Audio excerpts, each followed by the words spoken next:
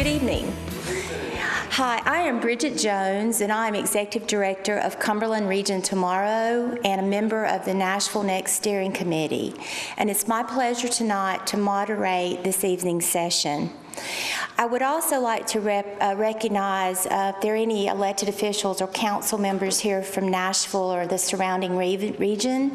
We won't call you out, but if you are here, we want to thank you for support of the NashvilleNext process. And I offer a special welcome to elected officials and leaders from our 10-county Middle Tennessee region. We have a robust array of regional organizations in Middle Tennessee, ranging from the Middle Tennessee Mayor's Caucus to Leadership Middle Tennessee, to Cumberland Region Tomorrow, the organization I direct, the Transit Alliance of Middle Tennessee, Partnership 2020, many regional strong organizations that focus on this 10-county geography that we're going to be discussing tonight. These leaders and these organizations recognize the interdependency of our 10-county region, and we all are committed to working together to advance things and move things forward. You know, the interconnectedness will be discussed by Amy, and we welcome her tonight, but it also presents many challenges and opportunities that I know on behalf of our organization and our other partner organizations we are committed to seize and work forward on together. Finally, I would like to invite at this point a very special guest to the stage, both the champion for Nashville and Middle Tennessee and a great leader who understands the importance of regional thinking, regional innovation, and regional action, Nashville Mayor Carl Dean.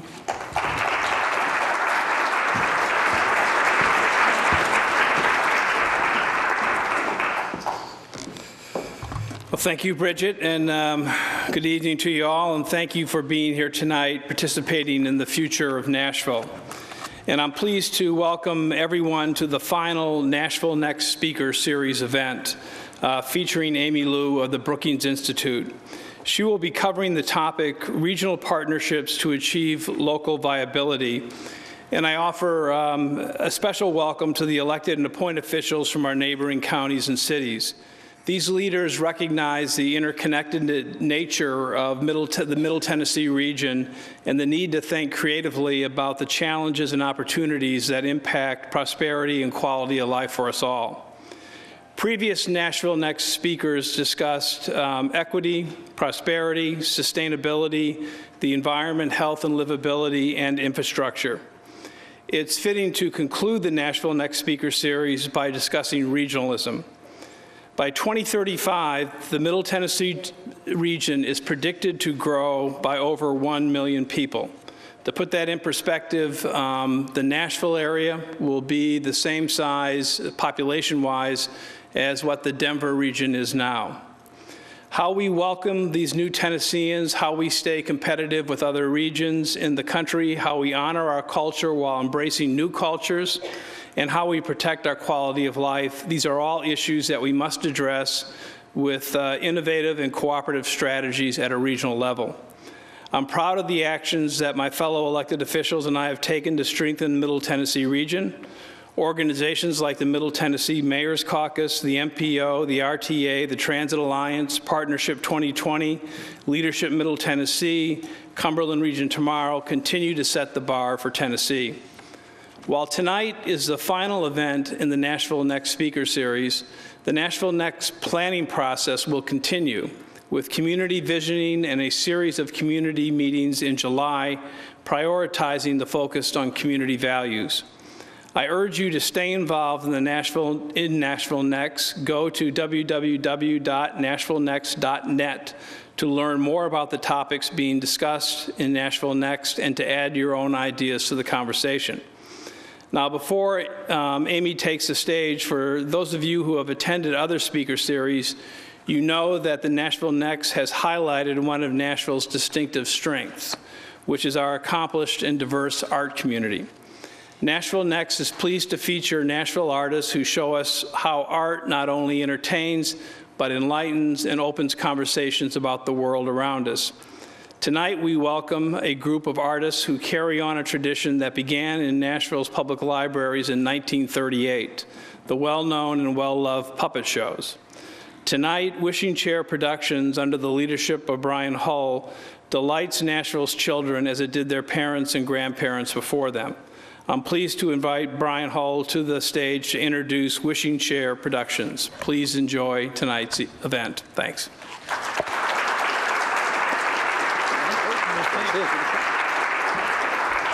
Thank you very much. So, what we have for you today is an excerpt from Ellingtown. It is our introduction to jazz for young children, and it travels on our puppet truck. This is a show we put together with the Nashville Jazz Workshop. While we're here, we want to mention something special that's coming up. Mayor Dean mentioned that we have 75 years of puppetry at the Nashville Public Library, begun by Tom Tishner. And this year we're celebrating with an International Puppet Festival. June 21st through the 23rd, we have puppeteers from Japan and Germany and China and France and Argentina and the United States of America. All 3 days, there's a parade Saturday morning, the 22nd, and there are two special events. One is the premiere of a puppet show at the Country Music Hall of Fame and Museum called String City. It chronicles the recording history of country music in Nashville, over 81 puppets, a brand new production. And then Saturday night is Philip Huber and the Huber Marionettes. He's America's greatest marionette puppeteer performing. So a lot going on June 21st through the 23rd. So, all right, we're going to go ahead and present Ellingtown, an excerpt. Thank you.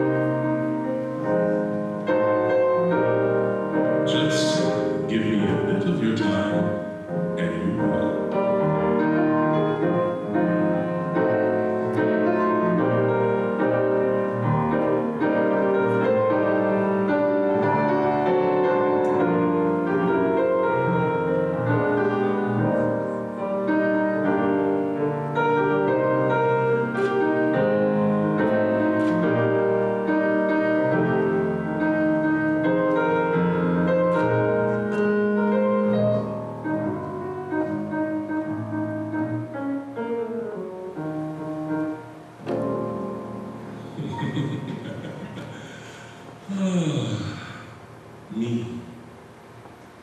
I was around long before you. Who am I? I am music royalty.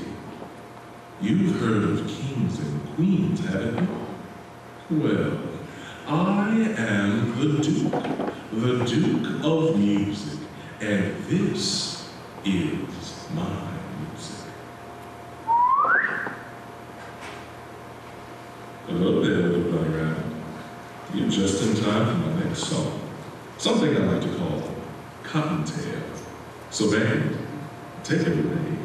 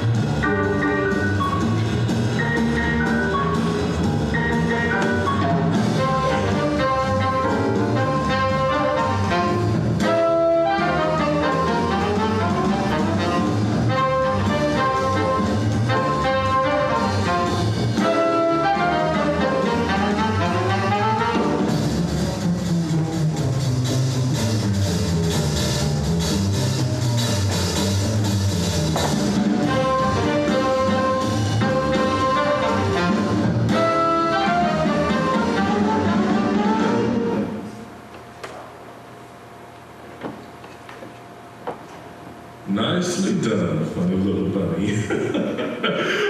Oh, I like music. Don't you?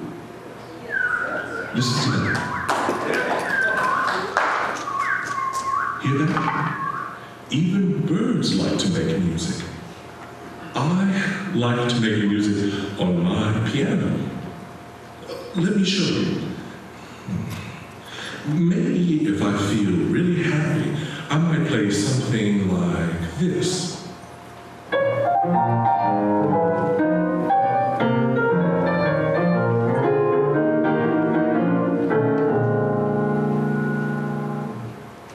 But when I feel sad and low down, I might play something like...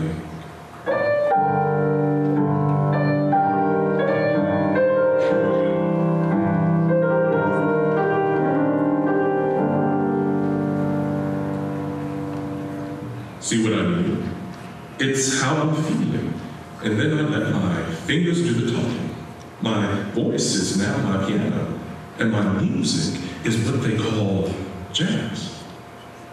Jazz comes from somewhere deep inside. It comes from your heart. It comes from what you feel as you go through your day. All the things that happen and the people you meet when you're out and about. That kind of thing.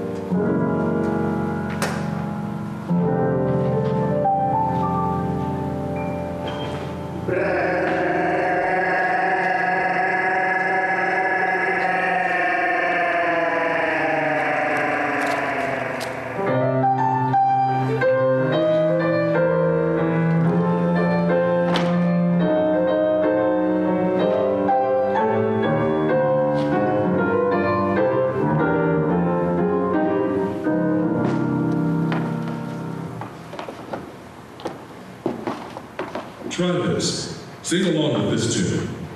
Do-do, do-do, do-do, do-do, do-do, do-do, do-do. Now you try. Do-do, do-do, do-do, do-do. Again. Do-do, do-do, do-do, do-do. Good. Remember that when it comes back again. But first, I'm going to need a little bit of rhythm to get us started. Here we go. Snap your fingers.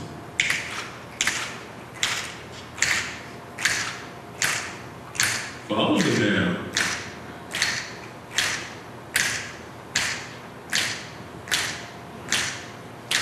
Keep up with me.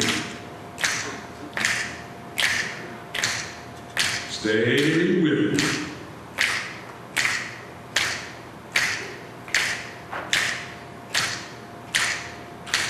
Keep it going. 'Cause here we go.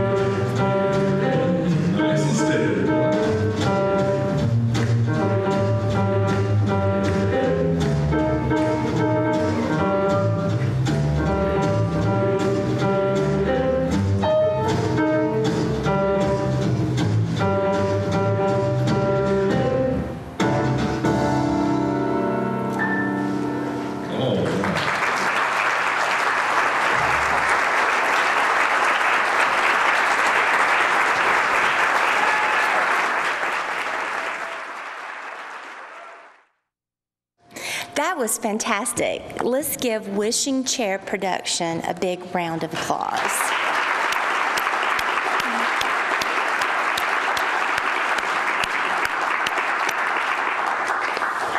I think the jazz and then just the images could make us all feel happy. And again, this is a happy topic tonight. Again, we're delighted to be here. I really am honored, and Cumberland Region Tomorrow, on behalf of our board that's here, are really honored to be a part of the NashvilleNext planning process. Because when you think about Middle Tennessee, a strong core is essential, but then all the regions, communities around it have a common stake in our common future. Cumberland Region Tomorrow as an organization was formed 13 years ago to work on that very issue and opportunity. Our focus is to convene public and private sector leaders to look at future growth and development, but to focus on the future economic vitality and livability of our 10-county region. We work on issues like land use, transportation, and preservation of Middle Tennessee's unique communities and beautiful landscapes. We work at the local, regional, state, and national level to advance this work, again, toward creating a Middle Tennessee that we can all be proud of. We convene every year a Power of 10 Summit.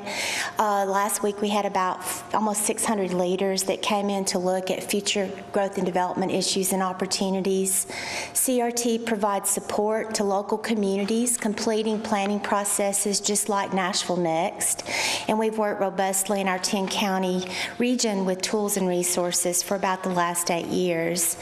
And then currently CRT is working on establishing a statewide sustainable communities network, linking work in Nashville, Jackson, Memphis, Chattanooga, and Knoxville regions who are working on similar things that we're convened here to discuss tonight. CRT brings people and organizations together to look at our mutual challenges and opportunities with growth and development in Middle Tennessee. We foster communication, collaboration, and action among these groups toward our desired future. And again, we're honored to be a part of this, and I'm honored to moderate tonight. I'd like to also take a moment and recognize the sponsors of the Nashville Next Speaker Series. We have representatives from the Greater Nashville Association of Realtors, I believe Region Homes, and also the Village Fund have contributed to this incredible speaker series. Also for tonight's program, the Matthews Company also sponsored, and we thank all of you for your support and assistance in this education and learning process. Regionalism is a topic that we'll be discussing throughout the Nashville Next planning process. There's a white paper that I would invite you all to look at that's on NashvilleNext.net that was co-authored and led by Debbie Dale Mason at the Nashville Chamber, and we contributed at CRT and other authors. But there's lots of good information in that report about the topics that face us, lots of stats and statistics I think you'll be interested in, but anchored back to the topics that Amy Lou will be talking about tonight. So I invite you all to look at that great piece of writing. And now let me tell you a little bit more about Nashville Next and tonight's program, and then we'll welcome Amy Lou to the stage. Nashville Next is a planning process. 2 years' worth of county-wide planning intended to create a roadmap for the future growth and development of Nashville, which ultimately affects our Middle Tennessee region. The Nashville Next planning process combines the ideas and input who care about Nashville and Middle Tennessee, people like you and me, as well as experts on topics important to Nashville's growth. The Nashville Next Speaker Series is helping us discuss ideas and issues as we simultaneously gather input from citizens, leaders, and experts at community events, speaker series events like this, and online tools. At the end of the Nashville Next planning process, the core of our region, Nashville, will have a plan that will speak to important topics listed in your flyer tonight. The future economic and workforce development of Nashville and Middle Tennessee will be addressed in Nashville Next. Also, future arts and culture, equity, inclusion and diversity, education, environment, transportation, safety, children and youth, regionalism, and many more. Again, congratulations, Nashville, for this great piece of leadership and the planning staff for the work you're doing for this core city of our region. The Nashville Next Speaker Series has brought nationally recognized experts and thought leaders to Nashville to discuss topics that are relevant to the country's and Nashville's future. These speakers challenge us with new ideas and new strategies to address some of the greatest challenges and opportunities facing Nashville and Middle Tennessee. This evening, we're pleased to have Amy Lou join us to discuss regionalism. Before I invite Amy to the stage, let me give you a bit more information. If you're interested in learning about more local leaders' insights and continuing to follow this discussion from local thought leaders, you're invited to tune in to the Nashville Channel 5's Open Line show that will air this Wednesday night from 7 to 8 p.m. Nashville leaders, Ralph Schultz from the Nashville Chamber, Loretta Owens from the Housing Fund, and Franklin Mayor Ken Moore, who also chairs our Middle Tennessee Mayor's Caucus, will be discussing regionalism, building on the conversation tonight.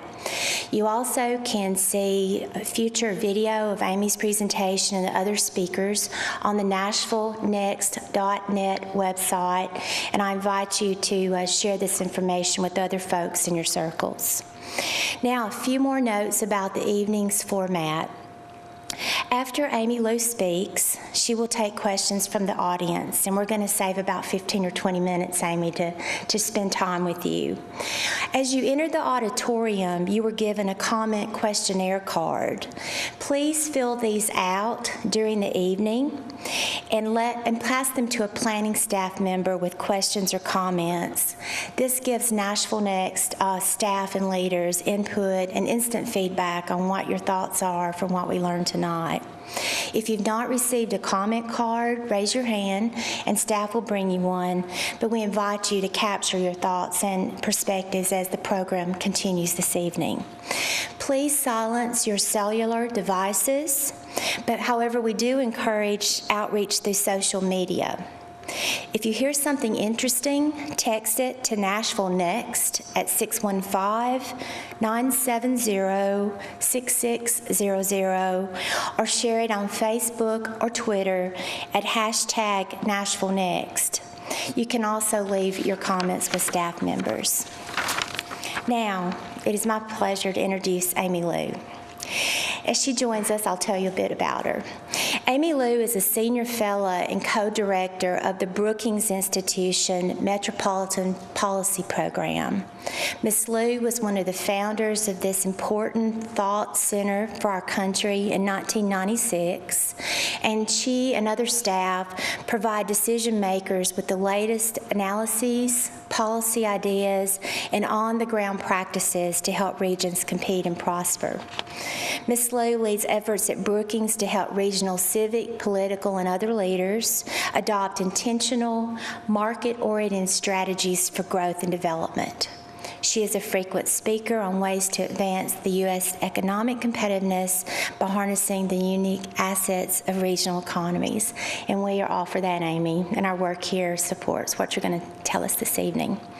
Ms. Lou has authored a number of Brookings publications, as well as op-eds and commentary, which have appeared in the New York Times, Reuters, and the Huffington Post. She also is a recognized expert in the Gulf Coast situation, post-Katrina in New Orleans and that coast. So again, we welcome your knowledge and insights there. We're pleased to invite and welcome Amy Lou to Nashville, and I welcome her to the stage. Let's give her a round of applause.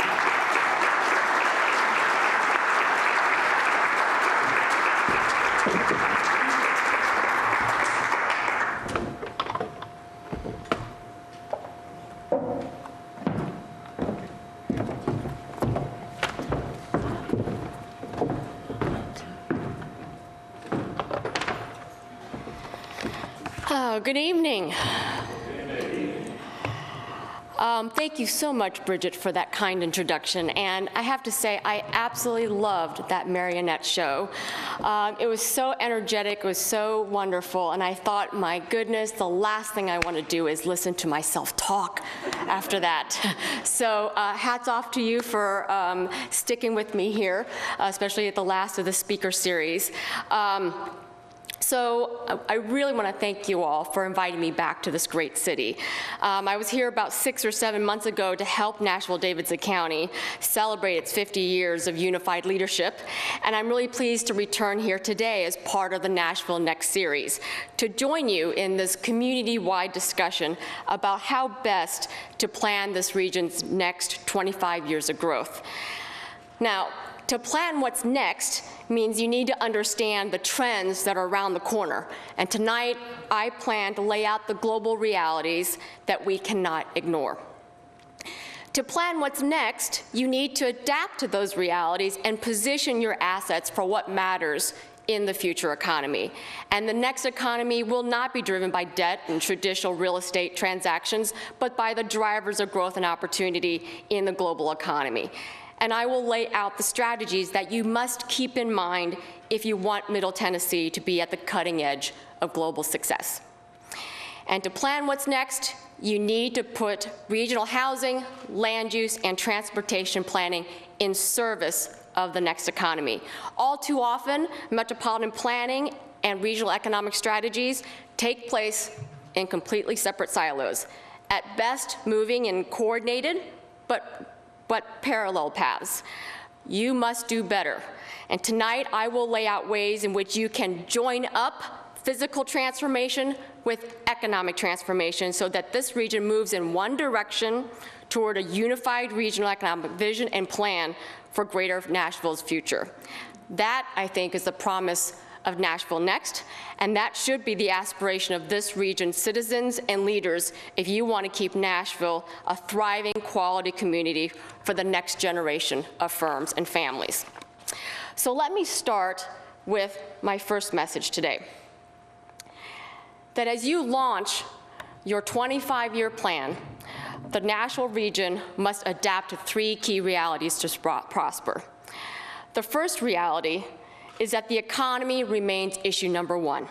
It has been more than 5 years since the onset of the recession, and to date, the economy has good news. It has gained 6 million jobs since 2007, aided by the positive jobs report from last Friday, yet the jobs figure remains 31% lower than the total we had pre-recession.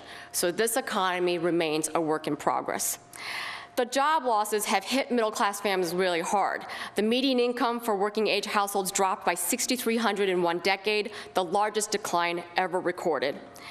And the job losses have also resulted in 4 million more persons falling into poverty in the 2000s. By 2010, the poverty rate reached a 15-year high, and this was not just an urban or a rural phenomenon. In fact, the recession accelerated the growth of poor persons in the suburbs, which surpassed that within the cities for the first time this past decade.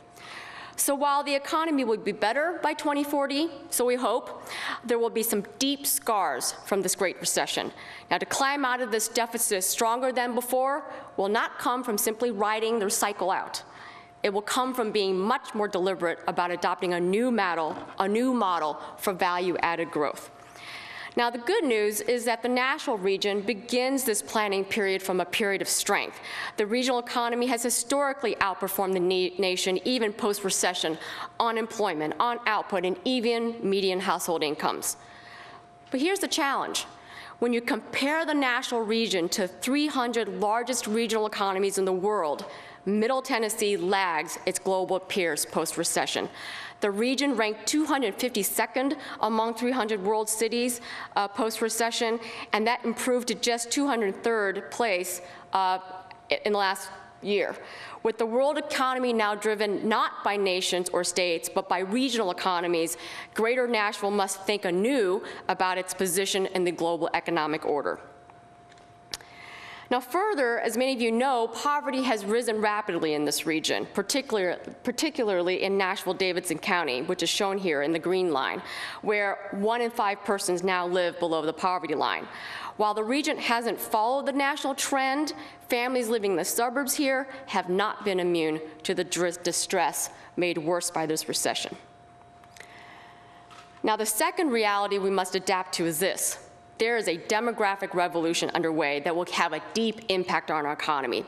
The aging of our society means that a full 1/4 of our workforce will be retiring in less than 20 years, and meanwhile, those who will be replacing them will be much more diverse. By 2050, in fact, the whole nation will be majority minority. Now, this trend is an asset, but we know that there remains a stark education gap between blacks and Hispanics and the rest of the workforce. So we need to ensure that our education and training systems adapts as we diversify. Now, the shift to a majority-minority nation is playing out first in our metropolitan areas. In the 2000s, Hispanics and Asians actually drove 92% of the nation's population growth. The result is by 2010, there were 22 metropolitan areas, not central cities, but 22 metropolitan areas that are now majority persons of color. And Nashville-Daviess County is trending in that direction. In 1980, blacks and Hispanics made up about 1/4 of the population in the city, and by 2010, that share rose to nearly half of the city's population. And the broader region is also diversifying, shifting from 17% persons of color to about 28% today. Now, with the national immigration debate underway, it's also important to note that 11.5% of Middle Tennessee is comprised of immigrants, with more than 106,000 new immigrants arriving over the last time period. Now, the third reality we must adapt to is that global competition is fierce, with growth shifting away from the United States. Now, in 2010, the combined global GDP of the big nations, the Brazils, Indias, and China, surpassed that of the United States for the first time, making up 1/5 of the world economy. And that shift is expected to continue in the coming years, while the US share of global GDP is actually forecasted to stay about the same or even decline. Now, the rise of mature and emerging markets has been matched by the rise of the global middle class. So this can be seen as a positive opportunity for the US, as these global consumers represent a $21 trillion market today, which is expected to grow to about $31 trillion by 2020. Now, the shift away from the total US is not just a long-term proposition, but it's actually been playing out in recent years. Now, in our annual Global Metro Monitor, we found that the 20 fastest growing global markets post-recession were nearly all located outside the United States. In fact, they're all nearly located in China. There are no continental US metropolitan areas on this list. The first to appear is Houston, which ranked 40th. And as I mentioned earlier, Greater Nashville ranked 203 in this regard. So all three of these realities, an economy in transition, a diversifying workforce, increasing global competition, all of these can be perceived as challenges, but they can also be huge opportunities for advancement if you take advantage of them. And that brings me to the next point. The regions that will lead the pack over the next 25 years are going to be those that harness these trends toward the factors that will drive growth in the next economy. Post-recession, every metropolitan area must pursue strategies that build on what matters to success in the future economy. A relentless focus on innovation, including in clean energy solutions, an embrace of global trade and engagement, and persistent commitment to an economy rich with opportunity for workers and families.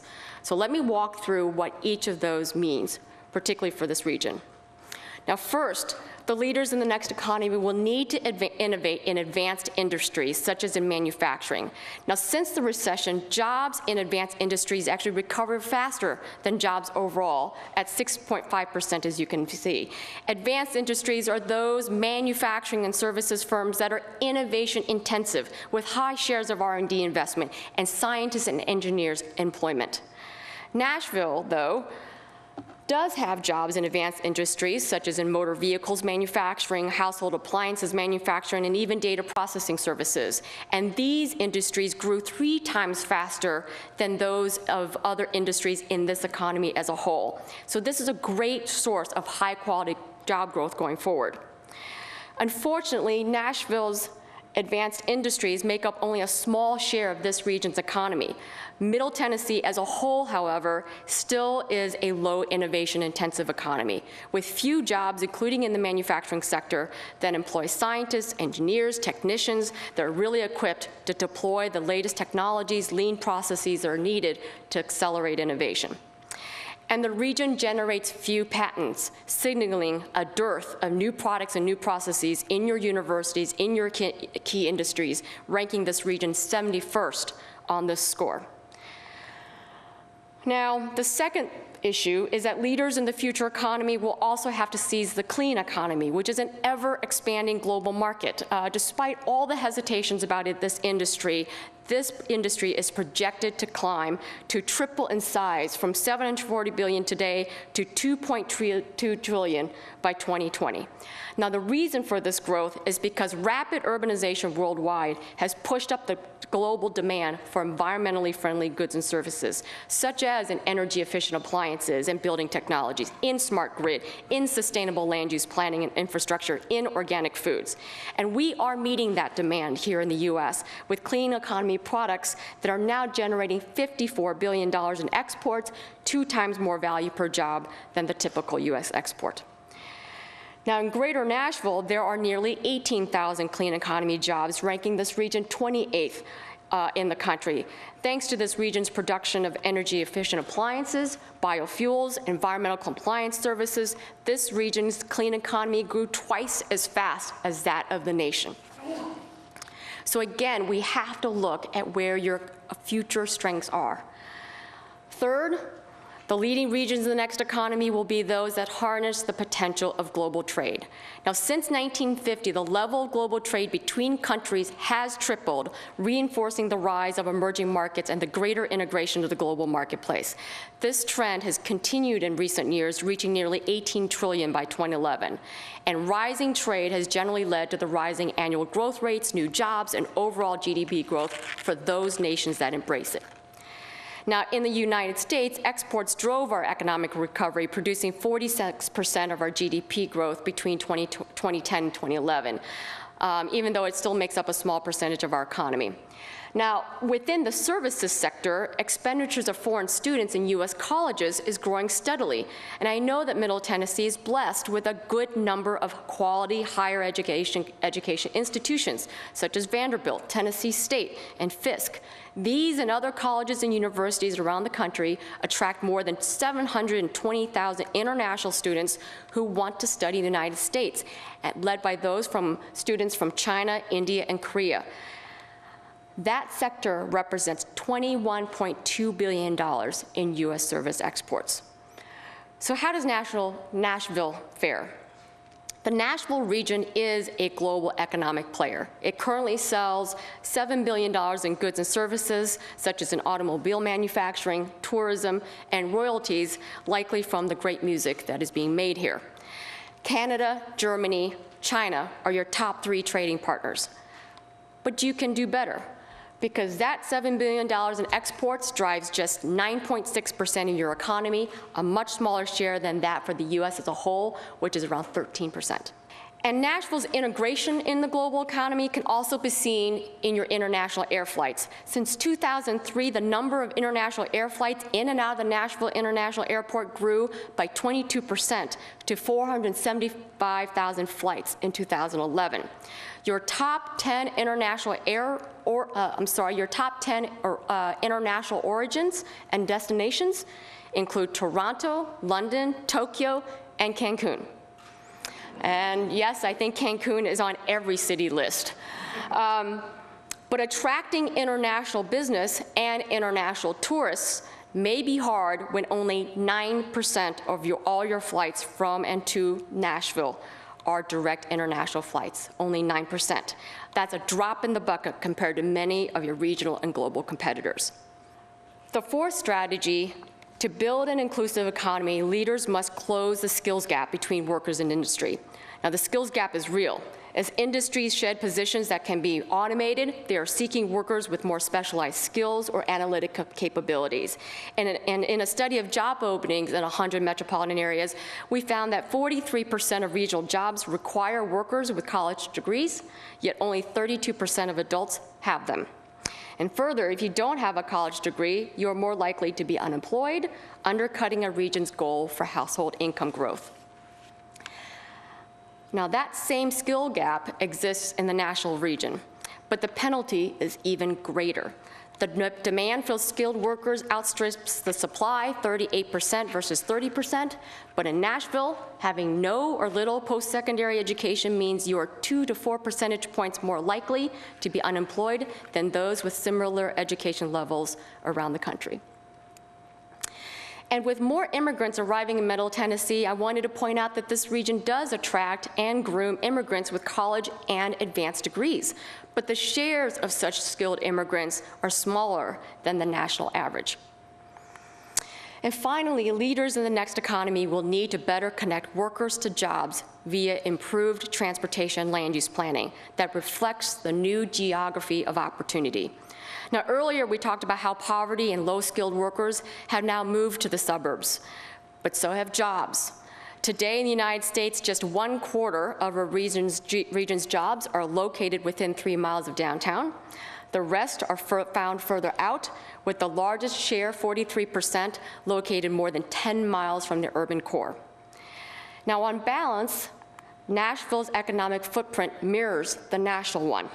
While this region has a slightly larger concentration of jobs in the urban core at 27%, nearly the same 44% share of jobs are located further out. But Nashville's jobs are marching out ever more. The share of jobs within 3 and 10-mile rings of the city center have dropped in the past decade, and they have grown in the outer ring.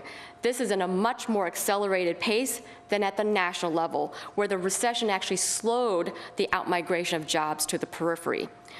Now, some decentralization of the economy is to be expected, but the problem is that the outmigration comes at a time when innovation prizes the close proximity of firms and workers. And this pattern is considered not spatially efficient, producing fiscal costs for governments and productivity costs for firms. But here is the other reason job sprawl is a problem. As jobs spread out, it is getting harder for workers to access those jobs unless they own a car. Nationally, 70% of our region's jobs are now not accessible by public transit. Yet transit ridership is on the rise, particularly among young workers, among low-income workers, and among households with 2 earners who cannot afford more than 1 vehicle. In short, we need to make sure that our public transportation network is not a barrier to getting a job or attracting the next generation of talent that demands transportation choice. The job transit actually looks worse if you're trying to get to one of those jobs that are located more than 3 or 10 miles out from the city center. Only 22% of suburban jobs are now transit accessible. And interestingly, low-income neighborhoods tend to be very well served by transit. 90% of them have access to public transit. Middle-class communities are also well served. But if you look on the right, on the demand side, high-skilled jobs it's mostly high-skilled jobs that are most transit accessible at 32%. So what does that tell us? That there's a total transit disconnect, no pun intended. Most transit routes don't take low-income workers to the jobs they are qualified for. Now, Middle Tennessee offers even fewer transit options for workers than the nation. 73% of this region's jobs are not transit accessible, higher than the national average. This ranks you 88th among the 100 largest metropolitan areas. And this lack of transit choice is true for workers' community jobs within Nashville-Davidson County or the surrounding suburbs. Here again are the national figures. 41% job access for the cities, 22% transit access for suburban jobs. Here are the figures for Nashville. Much lower. And to bring the point home even more, transit access matters because there are 33,000 households in Middle Tennessee who do not own a car. Who are the carless households? The vast majority are low income, but if you can see here, 1 in 5 are middle class. And the transit dependent are also primarily white households, with another 1/3 who are African American. So finally, Greater Nashville must put placemaking in the service of the economy, in the service of economic opportunity to achieve global success. Now, we covered a lot in the previous section. Strong, innovative industries and entrepreneurship matters, but Middle Tennessee is a low innovation economy. We learned that clean economy and energy efficient products and solutions are in high demand, and Middle Tennessee is making good inroads there. We learned that demand for goods and services made in Nashville will come from abroad, but a small share of the economy is export-oriented, and few direct flights connect this market to growth markets around the world. And to grow, firms in the traded sectors need skilled labor, and this region has a skills mismatch between demand and supply. And as the economy and workers continue to diversify and to decentralize, with knowledge workers demanding transit choice, there's also a major spatial mismatch, a transit gap between workers and jobs, with Greater Nashville being one of the weakest providers of transit access to its workers. So NashvilleNext has an opportunity to ensure that planning and placemaking helps facilitate solutions along each one of these lines. So what does that mean? First, I want to talk about the fact that metropolitan areas in the United States, around this country, have been adopting bold strategies in the wake of the recession. 7 metropolitan areas are executing business plans for growth, like the powerful partnership in Louisville and Lexington, to make them the advanced manufacturing corridor in the South. Another dozen are making transformative investments in 21st century infrastructure, like Denver's regional light rail system, the largest regional transit project in the country, or Chicago's first in the nation local infrastructure bank, an outgrowth of their regional business plan. There's another dozen metropolitan areas that are launching metropolitan export strategies, like the one in Greater Portland. None of these are plans on paper. These are all live-action, multi-municipal, cross-sector partnerships that are executing transformative economic strategies with clear focus on performance outcomes. Will Nashville be joining them? Now, I think you can do the same. NashvilleNext can be a platform for not just identifying, but funding and executing 1 or 2 transformative, regionally significant projects that advance the next economy. This means creating a physical plan that accelerates the shift toward an innovation and export-oriented economy, and one that is rich with opportunity.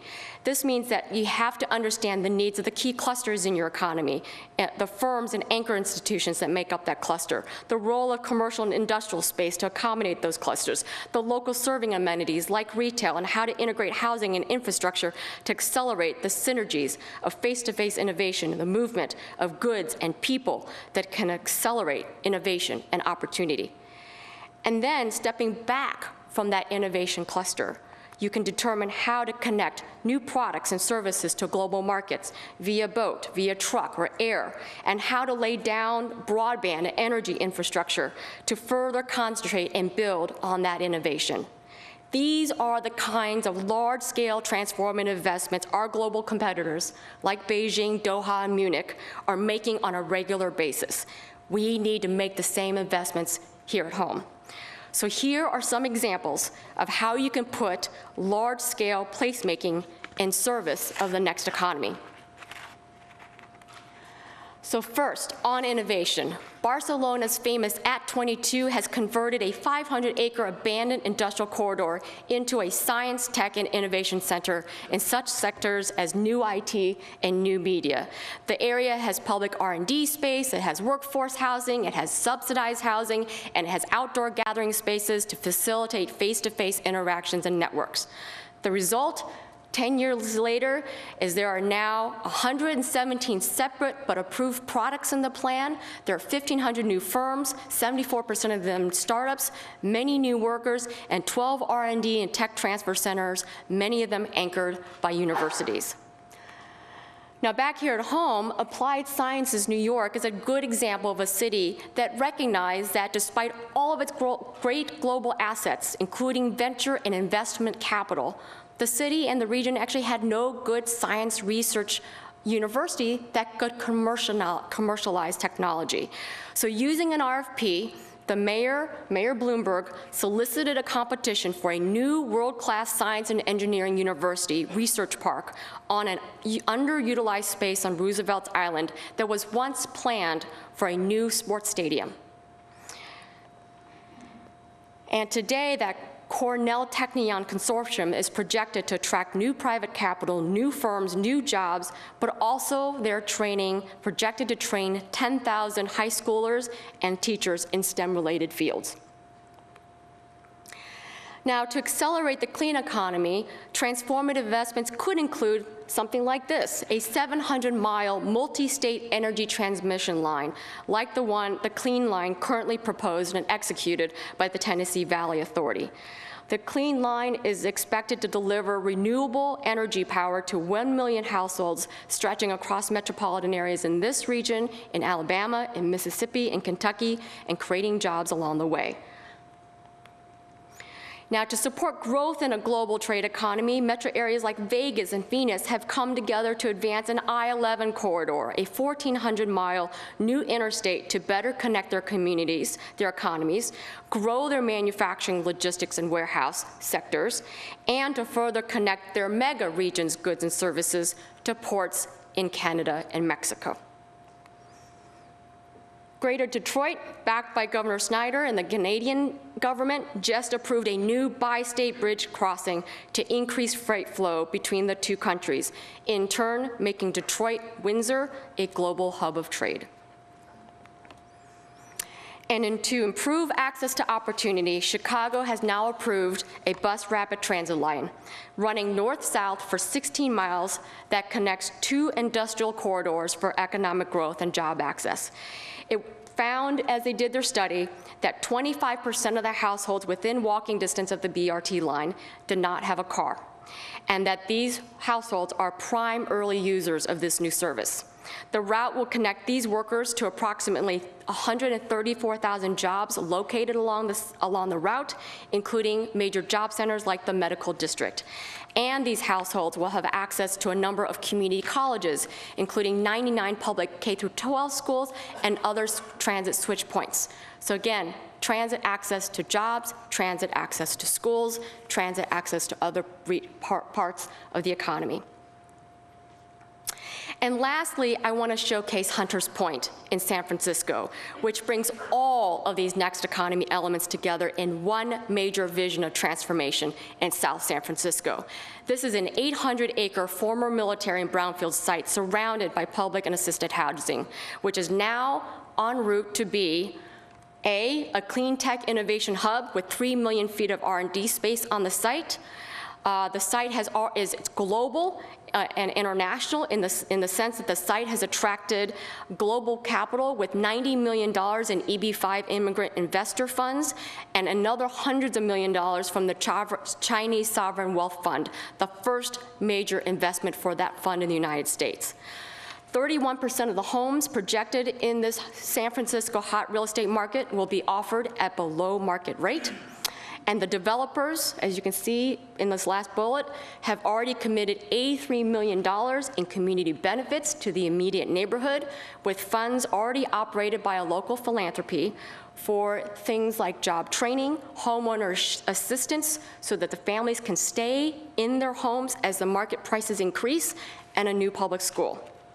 The goal then for this big vision is to make this an innovation corridor, extending from all the great work that's coming out of Silicon Valley, but also an opportunity-rich corridor for the families already in the neighborhood. So in short, with vision, with perseverance and civic cohesion, it is possible to deliver a 24th century land use plan that positions Nashville for the global century. So let me close with this. It is just not enough to focus on the what, on the content of your plan. You also need to solidify the how. Too many good plans end up only as plans because the regional leadership and cohesion was not in place to execute and sustain the plan. So I urge this region to focus on 3 key regional civic outcomes alongside the substance of your next plan. Regional leadership aligned around a common vision, around a common goals and priority initiatives. No more fragmented efforts, no more small, multifaceted, disconnected plans without scale and the inability to fund them all. Too many times I walk into a region and there are too many competing initiatives, and we all know there's not enough public, private sector resources to fund all the great ideas around here. We need to prioritize around a few large-scale catalytic projects and unified support and funding for them. Execution. You need to execute those catalytic initiatives, create operational plans and funding plans to ensure they get carried out. And you need renewed civic capacity, perhaps with new cross-sector partnerships that's going to sustain and implement the plan for a long period of time. So, by building on your strengths, not getting complacent, and recognizing that there is still more work to be done, I think regional action here in Middle Tennessee will put this region on the global map. Thank you.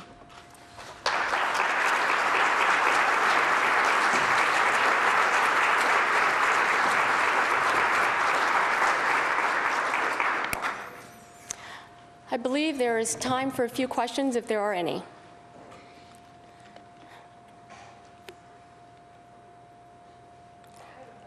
Probably still trying to process all the data I just put out for you. Yes, and could you introduce yourself? Yes. Firstly, you know, I'm new to Nashville. I think last July, and I run a nonprofit called Community Sustainable USA. Okay. And my question is, if you're giving this same kind of presentation all around the country, and maybe in other countries too, I don't know, but is there enough, will there be enough demand for if everybody's going after these same kind of strategies? So these strategies are very generic. At the end of the day, when we say you need to innovate in your sectors, this region specializes in creative industries you can't find somewhere else. The issue is you need to know what is your distinctive strengths, what makes Nashville stand out from any other region, and then you need to just continue to mass your presence in that through providing innovation capacity for those firms and the institutions in that cluster, but continuing to attract or train the workers to support the growth of that cluster. That is not, this is something that every region's focusing on, but every region has different distinctive strengths, different capacities to get that done. So how you do it is very different. But at the end of the day, there is no national economy.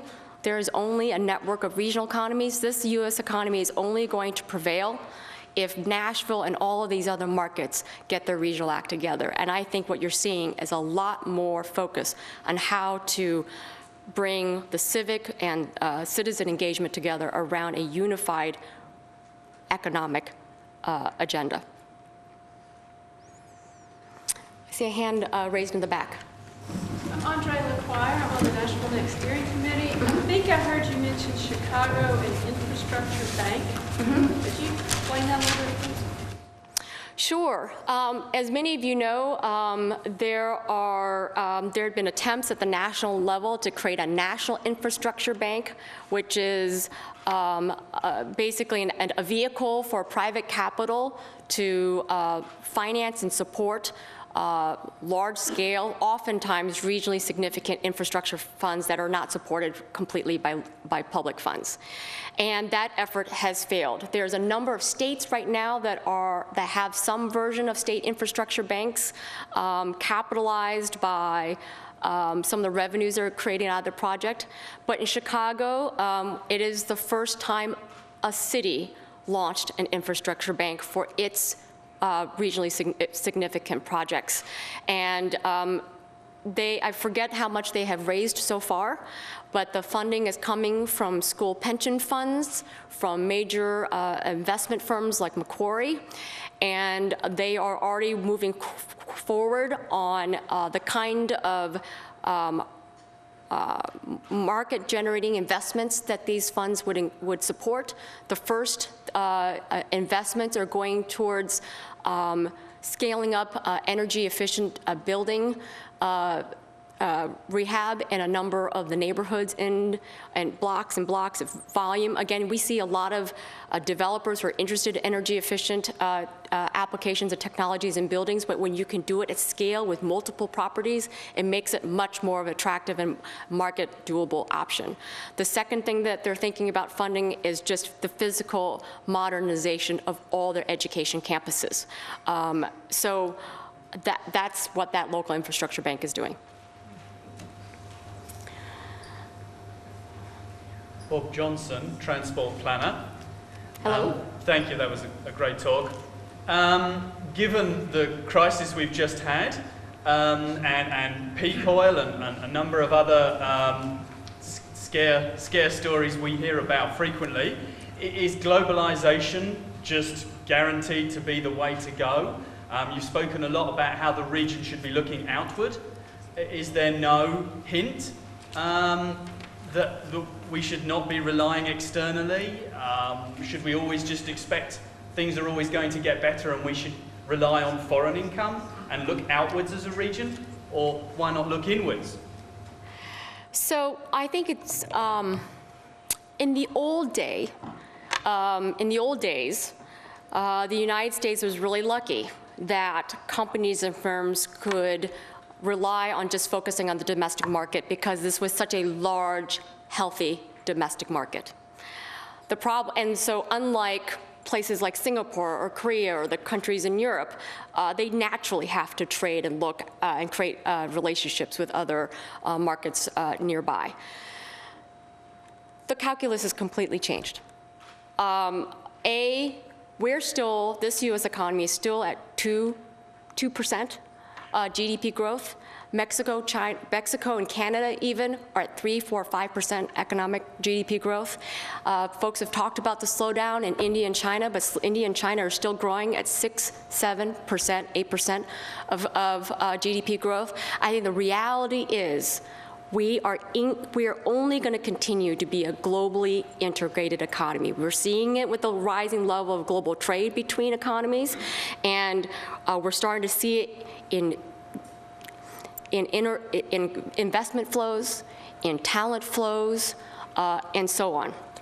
So what we're finding is that if you're a company and you invest and you do business only in the United States, most of those companies saw their revenues drop during the recession.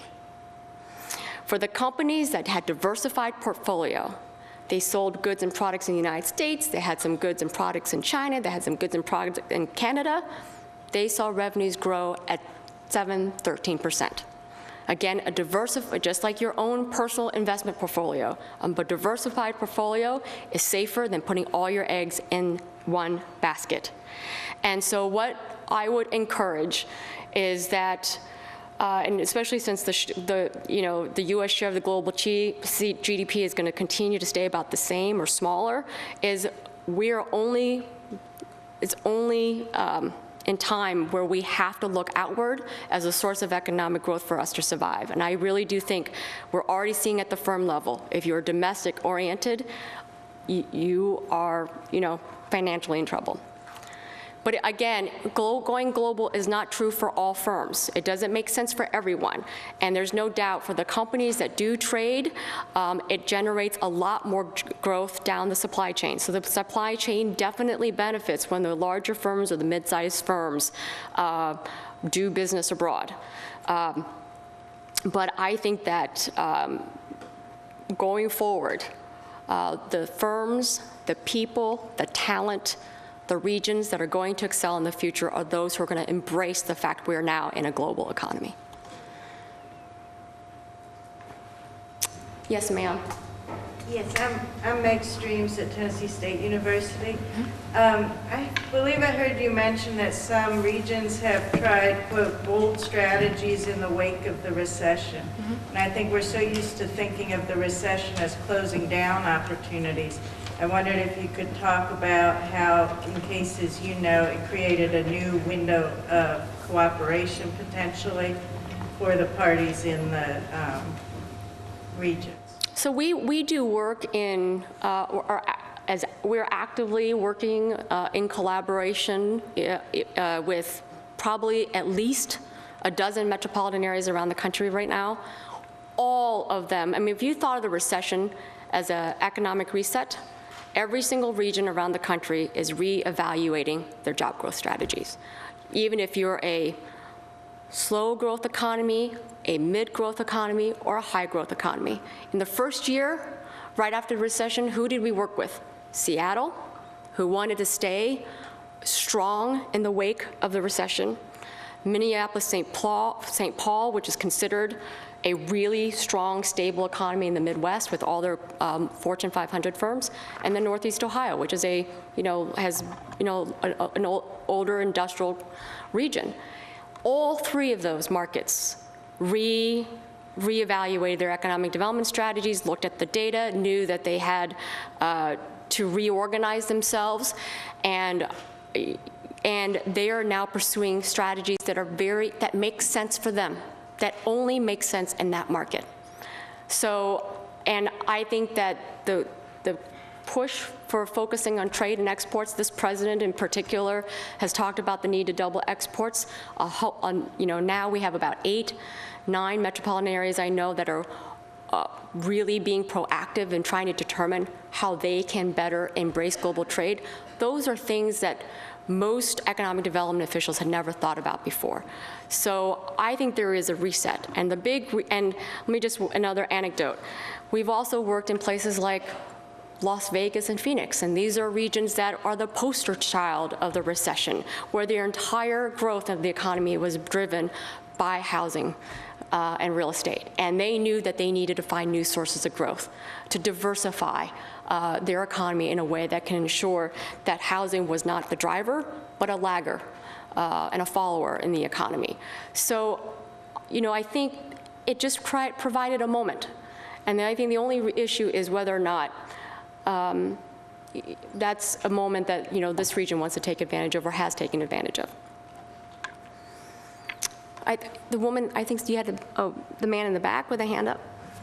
I had spoken with a professor preparing students for green industry jobs, and he was a bit disappointed that a large number of his students who were graduating were not actually receiving employment within the field. I was curious if there were any metropolitan or regional areas that have been very successful at attracting these jobs. So, attracting what kind of jobs? Green industry jobs, increasing green industry within the region. So, we did a look at the clean economy for the 100 largest metropolitan areas. I think we actually were the first to document what the clean industries are down to the county level. And I think what folks are surprised by is that the clean economy falls into many, many segments. So I think there's a perception when we say clean economy, we're talking about solar. And that's an industry that's had its ups and downs. But there are many other parts of the environment, clean economy that is actually doing really well. Everything from, even modernizing water, sewer is a critical part of the clean, green economy. Trying to think about even transit. We had a debate about whether or not transit should be considered a clean economy, but it actually is more energy efficient in some ways. And that got included. So environmental compliance is a really big part. So I would say that, I think we're seeing, continued growth in this sector, but there's a lot of sub-industries in it. Yes. Xing Liu is the NashvilleNext community engagement community. Thank you for bringing so many good strategies, and you also brought so many cities and the metropolitan, they use that. Based by your experience, can you describe the 3 common challenges for those areas when they try to execute those strategies?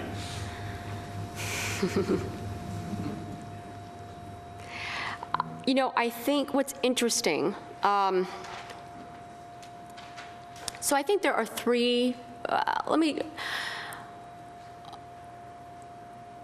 start with, I think maybe there's so many I can't narrow down to 3. This is hard work.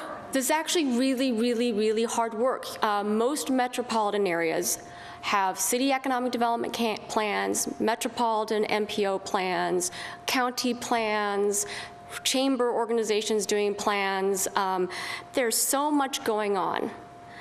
All of it valuable, but potentially not as synergistic as it could be, potentially duplicative, and probably so matrixed that you don't know where the gaps are. And so folks are not really aligned and moving in the same direction. So if you start with the premise of how do we, given very limited resources, given very little time and organizations and institutions, how do we work more efficiently together and identify the priorities that are going to matter? It creates a lot of natural tensions. So I'd say the first big challenge is a content one and not a civic one, and the rest of them are civic ones. The first is, I think folks still think that economic development is about attraction strategies and still about real estate transactions, when the new economy doesn't prize that as much. The new economy requires you to focus on your traded sectors. That means knowing not which companies you're going to bring into the region, but what companies and sectors do you have now? How are they performing? Where do they see the market going in their industry? What do they need to continue to expand? And what kind of business-to-business relationships or other institutional relationships do they need to forge to continue to generate the kind of products and services needed to keep that sector going? That is a retention expansion strategy. And most of our economic development capacities and policies and attention are focused on attraction strategies and not on the rest. And so, not to say that attraction is a bad idea, but we haven't balanced or right-sized our economic development strategies. And so that means the data analytics, the market analytics, the questions we ask firms are not, there's a learning curve in most regions about how you think about the way your economy functions, the intersection between your traded sectors, your innovation capacity, and your human capital. Those three things are highly interrelated. If one is weak, the other two are going to be weak. Your sectors, your innovation, your human capital. And yet, most regions maybe have some capacity or strengths in one and not the other. And so trying to really understand the dynamics going on in your economy between those three things and where their opportunities are, that's a hard, substantive thing to do in most markets. And so we spend a lot of time working between the civic leaders, the market analysts, the data that we provide to try to figure out where do we focus our eye? What really matters now? So I think that's really hard, and that's a learning curve for most places because they have to unlearn what they've been doing in the past. The second, I think, is that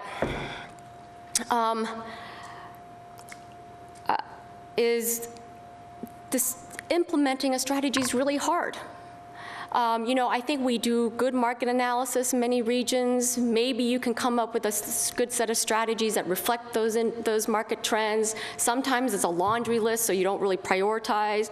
But in general, we all kind of know what the strategies are. Become a major trade and logistics hub. We want to boost exports by 5%. Those are strategies you find in a lot of plans. The harder part is designing the operational plan to execute it and trying to figure out where the accountability is going to lie. We spend, in most markets, 3 or 4 months on the strategy development and the analysis, probably 9, 10, 12 months trying to figure out how we're going to implement one significant initiative. Because when someone says, let's help small and mid-sized manufacturers innovate in new industries. Sounds great. Sounds like a plan any region could adopt.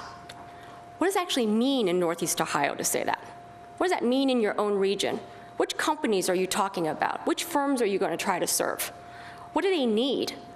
Do those products and services exist in the region, in your innovation ecosystem? Who's going to provide those services? An existing firm, a collection of firms, or a collection of organizations like universities and nonprofits? Is it a new organization that needs to be created? How are we going to staff it? How are we going to fund it? How are we going to make sure it lasts and is going to be held accountable to results in year 2, year 3, year 5? That's what the private sector does when they start a firm. We need the same kind of discipline at the regional scale.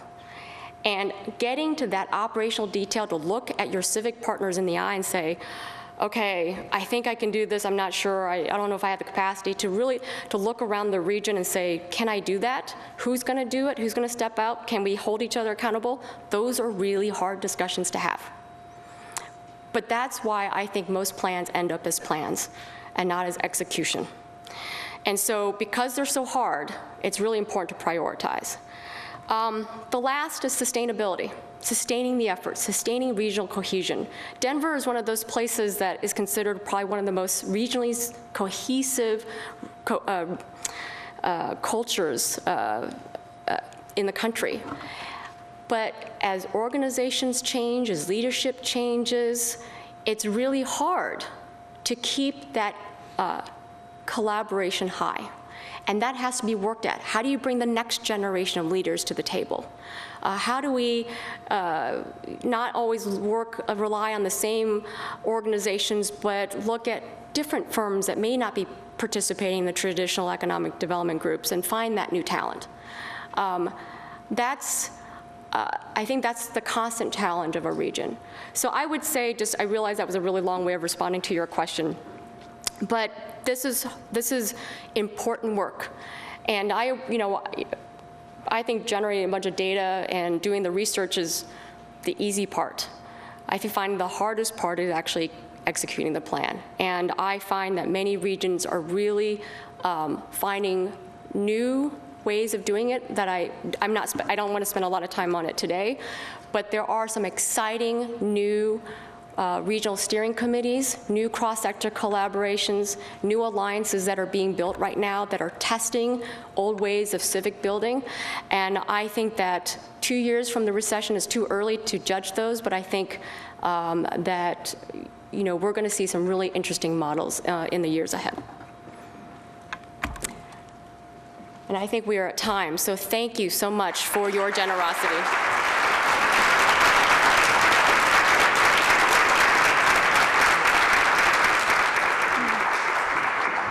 Well, again, thank you, Amy Lou, for bringing your insights and lots of good information for us to consider.